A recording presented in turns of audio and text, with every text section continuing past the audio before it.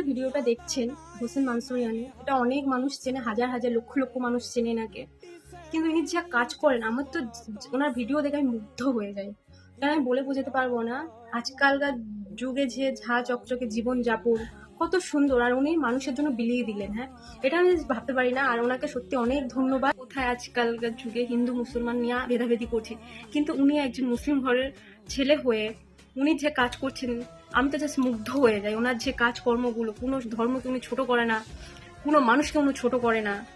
আপনি দেখেছেন ভগবানের পিকচারগুলো কত সুন্দর করে মুছে একটা লাল কাপড়ের মধ্যে রেখে গঙ্গায় গিয়ে ফেলে দিয়ে আসলো। আর আমাদের মতো কিটগুলোই কি করে, যেই ভগবানের পিকচার খারাপ হয়ে যায় সেই কোনো গাছতলায় রেখে আসে, আর নয় কোনো রাস্তার ধারে ফেলে আসে।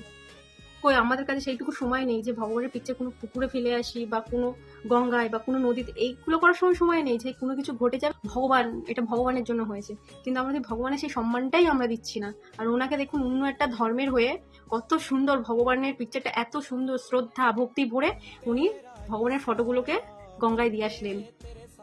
ভাই, আপনাকে ভগবান অনেক ভালো রাখুক, সুস্থ রাখুক। আপনার মতো যোদ্ধা আমাদের দরকার এই পৃথিবীতে, যেন ঘরে ঘরে, প্রত্যেকটা ঘরে ঘরে একটা যোদ্ধা তৈরি হয় আপনার মতো।